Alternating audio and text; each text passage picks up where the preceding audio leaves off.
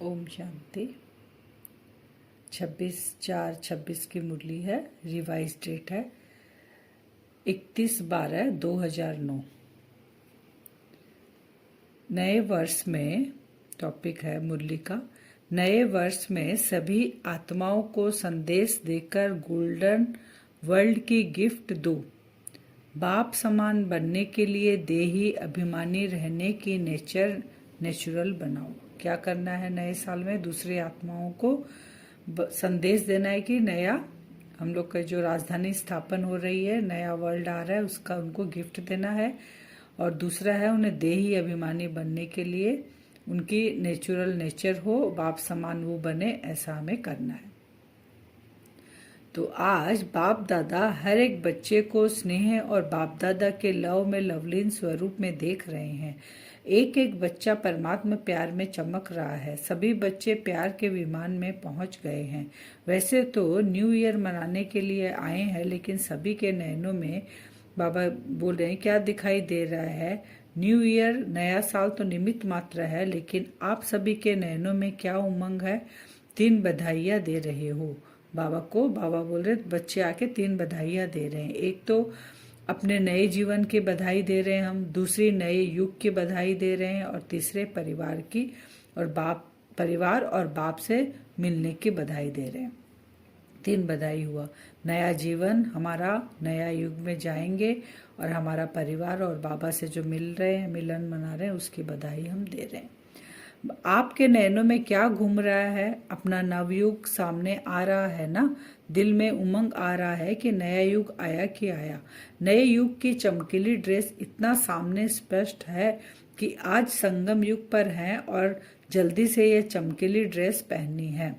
सामने देख देख खुश हो रहे हो, विदाई भी दे रहे हो और बधाई भी ले रहे हो। बाबा बोले सामने नया वर्ल्ड, मन नई दुनिया तुमको इतना सामने लगे जैसे कोई सामने, बाबा कहते हैं वहां की ड्रेस तुम्हारे सामने चमकीली है कि आत्मा यहाँ से निकली और उसमें प्रवेश की, इतना नजदीक दिखाई दे। नया साल ही सामने आता है। ऐसे ही आपके सामने पुरानी दुनिया को बधाई नहीं, लेकिन नई दुनिया को बधाई दे रहे हैं। पुरानी दुनिया को विदाई दे रहे हैं। हम क्या कर रहे हैं? पुरानी दुनिया को विदाई दे रहे हैं, नई दुनिया को बधाई दे रहे हैं। तो आज सभी को उमंग उत्साह के नए युग का, लोग भी नए वर्ष की बधाई देते हैं और साथ साथ गिफ्ट भी देते हैं। तो बाप दादा भी आप बच्चों को पुराने स्वभाव संस्कारों को विदाई दे करके नए दुनिया में जाने की गिफ्ट दे रहे हैं। उन लोग भी क्या करते हैं? गिफ्ट देते। पुराना साल गया, नए साल के लिए तो बाबा बोले तुम्हारे स्वभाव संस्कार जो पुराना है उसको बाबा विदाई दे रहे हैं और नई दुनिया की गिफ्ट दे रहे हैं, जिस नई दुनिया में प्राप्ति ही प्राप्ति है। शॉर्ट में यही कहे तो अप्राप्त नहीं कोई वस्तु नई दुनिया में। ऐसे गोल्डन वर्ल्ड की गिफ्ट बाप दादा ने आप हर एक बच्चे को सौगात दे दी है। आपको भी नशा है ना कि हम गोल्डन वर्ल्ड के अधिकारी बन रहे हैं। कैसी दुनिया में हम जा रहे हैं सोचिए, गोल्डन दुनिया में हम जा रहे हैं। तो बाबा कहते हैं कितना हमें नशा रहना चाहिए। ऐसी गिफ्ट और कोई दे नहीं सकते। बाप ने हर एक बच्चे को यह डायरेक्शन दिया है कि सभी आत्माओं को यह बाप का वर्षा गोल्डन वर्ल्ड का संदेश दे करके उनको भी आप गिफ्ट दो। जिनको नहीं पता है बाबा का, बाबा आ चुका है, बाबा गिफ्ट दे रहा है, तो हमको पता है, तो हमारी जिम्मेवारी है बाकी और सबको बताना कि बाबा आ गए, आप भी गिफ्ट लो। आपके पास कौन सी गिफ्ट है? एक तो नई दुनिया की गिफ्ट दो, और दूसरा आपके पास बहुत खजाने हैं। बाबा कह रहे हैं उन आत्माओं को क्या देना है? नई दुनिया की गिफ्ट देना है। बाबा के पास बाबा का परिचय देना है। फिर बाबा बोले और आपके पास क्या है? गुणों का खजाना है, शक्तियों का खजाना है, स्वमान के खजाने, कितने खजाने हैं। तो सभी को कोई ना कोई गुण, कोई ना कोई शक्ति की गिफ्ट दो, जिस गिफ्ट से उन्हों की जीवन बदल जाए और गोल्डन दुनिया के अधिकारी बन जाए। बाबा कह रहे हैं अगर उनके अंदर वो ताकत नहीं है तो बाबा कह रहे तुम शक्ति की गिफ्ट दो उनको। उनके अंदर वो गुण नहीं है तो तुम वाइब्रेशन ऐसा दो, गुण की गिफ्ट दो, ताकि वो बाबा को पहचाने और वो भी गोल्डन दुनिया के अधिकारी बन जाए। क्योंकि आजकल देख रहे हो चारों ओर दुख शांति बढ़ रहा है, चारों ओर हर एक में भय और चिंता है। ऐसे दुखी अशांत आत्माओं को कम से कम यह संदेश जरूर दो कि अब बाप आए हैं, अब से अविनाशी वर्षे के अधिकारी बन जाओ। यह संदेश हर आत्मा को दे भी रहे हो, लेकिन अभी भी कई बाप के बच्चे संदेश सभी वंचित रहे हुए। 2009 की मुरली है। और आज 2026 हो गया, लेकिन अभी भी कितनी आत्माओं को बाबा का परिचय नहीं मिला है। फिर भी एक बाप के बच्चे हैं ना, तो अपने भाई बहन को यह संदेश की गिफ्ट जरूर दो, कोई भी रह नहीं जाए। कह रहे हैं सेवा, बाप दादा बच्चों की सेवा देख खुश है, लेकिन बाप की यही आस है कि मेरा कोई भी बच्चा संदेश से रह नहीं जाइए, उलाहना नहीं दे कि आपको गोल्डन वर्ल्ड की सौगात मिली और हमको पता नहीं पड़ा। ये जब तक चलता रहेगा, बाबा कह रहे हैं नई दुनिया तब तक नहीं आएगी जब तक मेरा हर एक बच्चे को मैसेज मिल जाए कि उनका बाप आकर गोल्डन वर्ड की सौगात दे रहा है। फिर बाबा कहते हैं, बाप दादा कहते हैं, आपको भी भाई बहनों के ऊपर अभी विशेष रहम दिल कल्याणकारी स्वरूप धारण कर सबको संदेश देना है। बाबा ने हम पे रहम किया, बाबा के हम बच्चे बने, बाबा ने हम पे कल्याण किया, अब हमको पहचान मिली तो हमको अपने भाई बहनों के ऊपर कल्याण और रहम दिल बनना है। कम से कम ऐसा तो उलाहना नहीं देवे कि बाप आया और हमको पता भी नहीं चला। आज सभी बच्चे नया वर्ष मनाने के उमंग उत्साह से पहुंच गए हैं। बाप दादा एक एक बच्चे को देख क्या गीत गाते जानते हो ना। वह बच्चे वह जो पहली बारी भी आए हैं, उन्हों को भी बाप दादा कह रहे हैं कि लक्की हो जो समय समाप्त होने के पहले बाप के बन गए। जो पहली बारी भी 2009 में बाबा से मुलाकात कर रहे हैं, बाबा कह रहे हैं लक्की हो कि अभी समय है, समाप्ति का समय है, लेकिन टू लेट का बोर्ड नहीं लगा है। नए बच्चे को बाप दादा पदम पदम गुणा लक्की बनने की मुबारक दे रहे हैं। आजकल बाप दादा एक बात सभी बच्चों में देखने चाहते हैं, जानते हो कौन सी? जैसे हर एक के दिल में उमंग है, लक्ष्य है कि हम बाप समान बनने वाले ही हैं, बनेंगे नहीं, बनने वाले ही हैं। तो जैसे लक्ष्य है, ऐसे अभी बाप दादा लक्ष्य के साथ लक्षण भी देखने चाहते हैं। खाली लक्ष्य होने से तो नहीं होगा, वहां लक्ष्य तक पहुंचने के लिए वो लक्षण हमें धारण करने पड़ेंगे। जैसे समान बनने का लक्ष्य है, ऐसे ही समान बनने के लक्षण भी हो। डॉक्टर की कॉलेज में हम एडमिशन ले लिए, लक्ष्य हो गया डॉक्टर बनेंगे, लेकिन उसके लिए तो पढ़ाई, वो गुण, वो क्वालिटी धारण करनी पड़ेगी। वैसे ही देवी देवता का लक्ष्य, बाप समान बनने का लक्ष्य, तो लक्षण धारण करने पड़ेंगे। अभी लक्ष्य बहुत ऊंचा है, लेकिन लक्षण पर विशेष अटेंशन देना है। समान जितना बड़ा लक्ष्य उतना ही बड़ा लक्षण हो। बाबा समान बनेंगे ये लक्ष्य है, तो उतना ही बड़ा हमारा लक्षण हो। फिर बाबा कहते हैं जैसे आप पहले देह अभिमान में थे, लेकिन फिर बाबा बोलते हैं मुश्किल क्यों लगता है लक्षण धारण करने में, उसके लिए बाबा बता रहे हैं जैसे आप पहले देह अभिमान में थे, लेकिन जब देह अभिमान में थे तो देह अभिमान की नेचर नेचुरल थी। कभी पुरुषार्थ किया क्या कि देह अभिमान आवे? द्वापर से लेके कलयुग तक हम देह अभिमान में थे। तो बाबा कह रहे तुम्हारा नेचुरल नेचर था, तुमको थोड़ी कोई याद दिलाता था कि तुम अभी देह अभिमान में आओ। याद ही रहता था देह के पदार्थ, देह के बंधन, देह के संबंध, सब कुछ याद रहता था। मैं कौन हूँ, मैं क्या, मेरा काम क्या है, मैं किस पोस्ट पे हूँ, सब याद, देह की हर चीज याद रहती थी। तो नेचुरल था ना ये। तो बाबा वही कह रहे हैं नेचुरल नेचर देह अभिमान रहा तो आधा कल पुरुषार्थ नहीं किया। ऐसे ही अब भी देही अभिमानी बनने की नेचुरल नेचर हो, अब हमें क्यों मेहनत लगती है देही अभिमानी सोचने की? तो वही बाबा कह रहे अब हमें तो देही अभिमानी बनने में भी मेहनत क्यों होती है? क्योंकि बाप दादा के पास समाचार आते हैं कि कभी कभी देह अभिमान को मिटाने की मेहनत करनी पड़ती है। तो बाबा बच्चों की ये मेहनत नहीं देखना चाहते हैं। बाबा कहते देही अभिमानी स्थिति भी तुम्हारी नेचुरल होनी चाहिए, क्योंकि आधा कल्प हम देही अभिमानी भी रहे हैं। फिर ब्रह्मा बाप ने शिव बाबा की मदद से प्रैक्टिकल में दिखाया कि ब्रह्मा बाबा कैसे देही अभिमानी बने। तो वही बाबा बता रहे हैं कि मदद से प्रैक्टिकल में दिखाया कि करावनहार करा रहे हैं, हम करनहार बन बाप समान न्यारे और प्यारे हैं। तो देह में फंसेंगे नहीं। कराने वाला करा रहा है, कराने वाला कौन है? शिव बाबा है। हम है करनहार, वो है करावनहार। तो जब बाप समान बनने चाहते हो तो यह चेक करो कि कुछ भी, चाहे मनसा, चाहे वाचा, चाहे कर्मणा, ड्यूटीज है, लेकिन मैं करनहार हूँ, ट्रस्टी हूँ, करावनहार मालिक शिव बाबा है। अगर ये याद रहेगा तो देह का बान आएगा नहीं आएगा। बाप समान बनने में जो बाबा कहते हैं लक्षण भी जल्दी धारण होंगे, क्योंकि किसकी ड्यूटी है? बाबा कह रहे हैं करनहार मैं हूँ, ट्रस्टी मैं हूँ, और करावनहार मालिक है शिव बाबा। यह करावनहार का पाठ चलते चलते भूल जाते हैं। तो लक्ष्य और लक्षण दोनों को समान बनाना है हमें। ये भूल जाने के कारण हमारा लक्षण दूर हो जाता है, लक्षण नहीं आता हमारे अंदर, खाली लक्ष्य दिखाई देता, वहां तक ही हम देख पाते हैं। अब पुराने साल को विदाई देने के साथ इन लक्ष्य को लक्षण में लाना है। नया साल तो नई बातें, क्या करूं, माया आ जाती है, चाहते नहीं है लेकिन आ जाती है। यह शब्द व संकल्प पुराने वर्ष के साथ इसको भी विदाई दो। सिर्फ साल को विदाई नहीं देना, बाप दादा ने सुनाया था कि माया भी बाप दादा के पास आती है और क्या कहती है, मैं तो समझती हूँ मेरे जाने का समय है, लेकिन कोई कोई बच्चे मेरा आह्वान करते हैं तो मैं क्या करूं। तो आज विदाई के साथ माया के भिन्न भिन्न रूप को भी विदाई देनी है। बाबा पूछ रहे हैं हिम्मत, हिम्मत है, बाबा पूछ रहे हैं, क्योंकि हमें पुराना वर्ष नहीं, माया को पूरा विदाई देना, चाहे वो कोई भी रूप में मेरे सामने आए। अगर हम ट्रस्टी बन के करनहार बनकर करावनहार बाबा रहे तो हम कभी नहीं फंसेंगे, क्योंकि आप सभी देख रहे हो दुनिया की हालतें जोर से बिगड़ना शुरू हो रही है।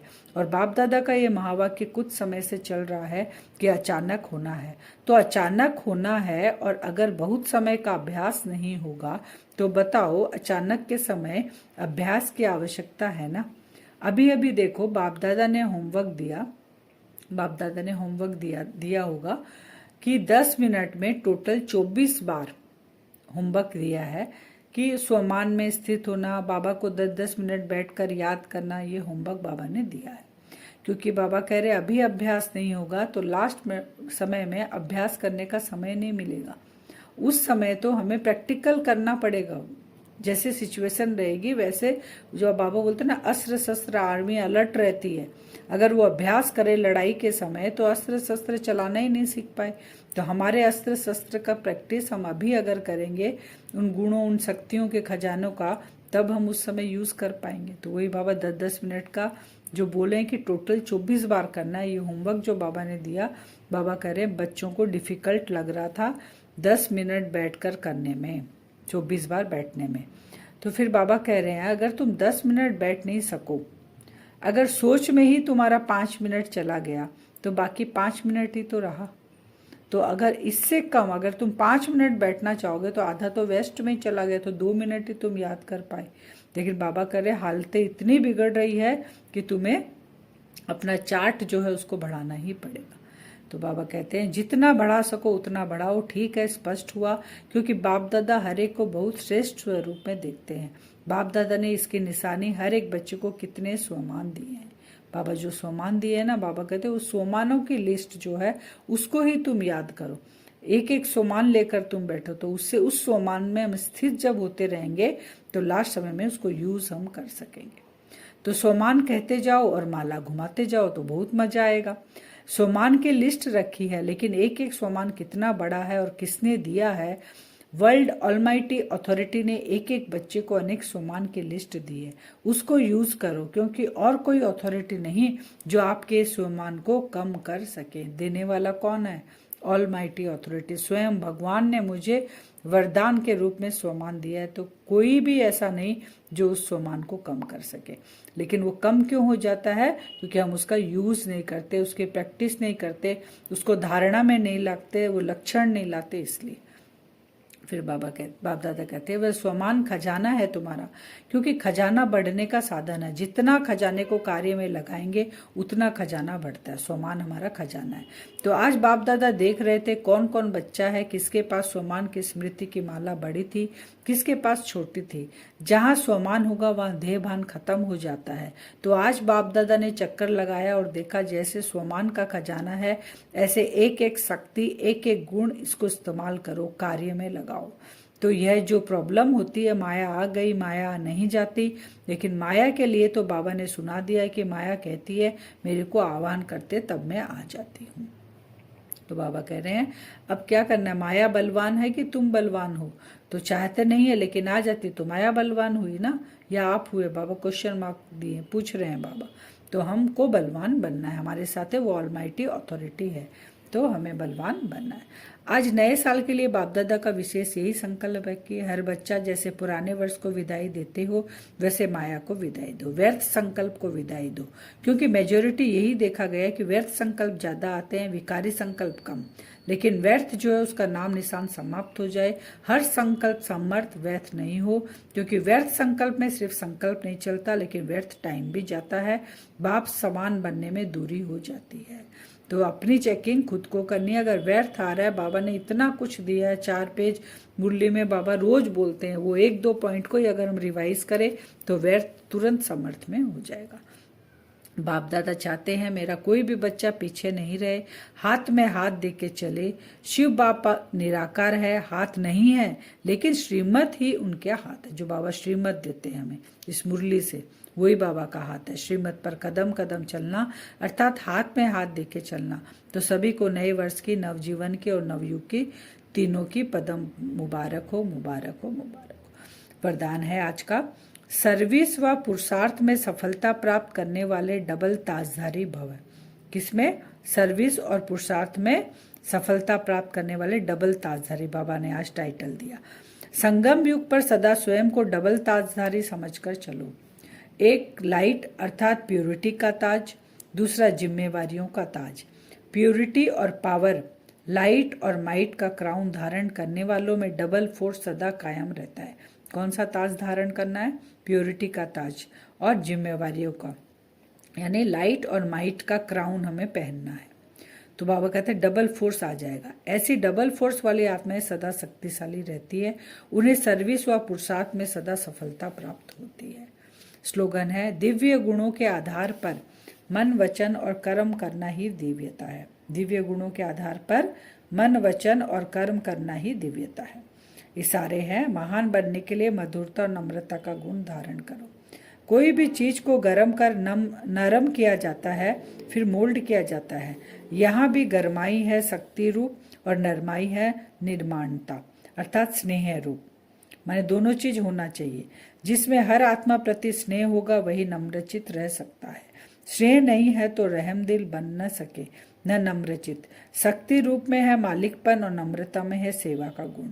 तो शक्ति रूप बनना है, बाबा से शक्तियां लेना है, तो हम मालिक हो गए, और नम्रचित हो गए, दूसरों की सेवा करना है।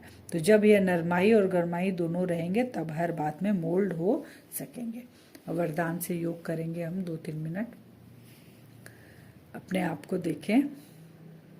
आज हम डायमंड हॉल में अपने आप को देखेंगे, जहाँ पर बाप दादा आते हैं, अव्यक्त मुरली है। तो हम आज सब अपने आप को ले जाएं, मन और बुद्धि से विजुअलाइज करें डायमंड हॉल में, जहाँ बाप दादा बैठते हैं। संदली पे बाबा बैठे हैं, बाप दादा बैठे हैं और हम सामने बाबा के बैठे हैं डायमंड हॉल में। और कोई भी नहीं है इतने बड़े डायमंड हॉल में, केवल मैं और मेरा बाबा। स्टेज पे हम दोनों हैं, आमने सामने। विजुअलाइज करते रहें, अपने आप को देखें, अपने असली स्वरूप को। भ्रकुटी सिंहासन पर मैं आत्मा विराजमान हूं।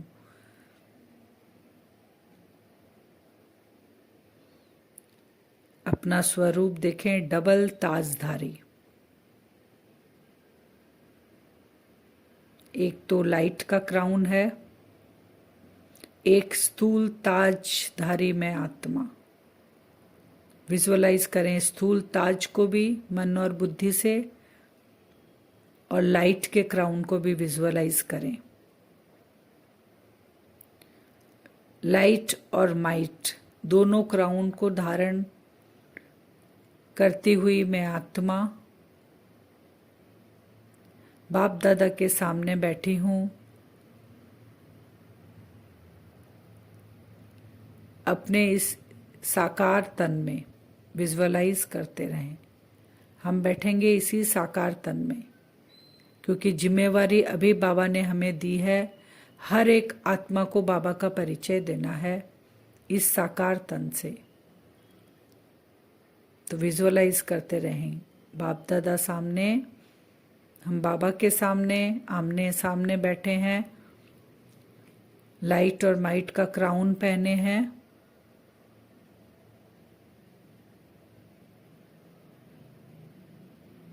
और बाबा से दृष्टि लेते हुए मुझ आत्मा के एक पावरफुल वाइब्रेशन बाहर निकल रहे हैं कि ये लाइट मुझसे निकलकर बाप दादा की मेरे ऊपर पड़ रही है और मुझसे निकलकर इतनी तेजी से चारों ओर फैल रही है। ये लाइट हर आत्मा को जाके टच कर रही है। हर आत्माओं को परमात्मा का परिचय मिल रहा है कि परमात्मा धरती पे आ चुका है और वो गोल्डन एज जो दुनिया है, गोल्डन दुनिया, वो बहुत जल्दी आने वाली है। ये सभी आत्माओं को ये वाइब्रेशन टच करके ये संकल्प उनके मन बुद्धि में बैठ रहा है कि भगवान आ चुका है। सबसे बड़ा तीर्थ आबू पर्वत पर बाबा आ चुका है। सारी आत्माएं विजुअलाइज करें, दौड़ दौड़ कर आबू पहुंच रही है, उस वाइब्रेशन से खिंची हुई आ रही है। और अपनी स्थिति को देखे, डबल लाइट, लाइट और माइट के क्राउन में बाप दादा के सामने डायमंड हॉल में बैठा हुआ। कल हम बार बार बीच बीच में बाबा के सामने बैठेंगे, डायमंड हॉल में जाएंगे, बाबा से वाइब्रेशन लेंगे और चारों ओर हर आत्माओं को वो टच होगा, वो आत्माएं भी वहाँ तक पहुँचेगी। ओम शांति।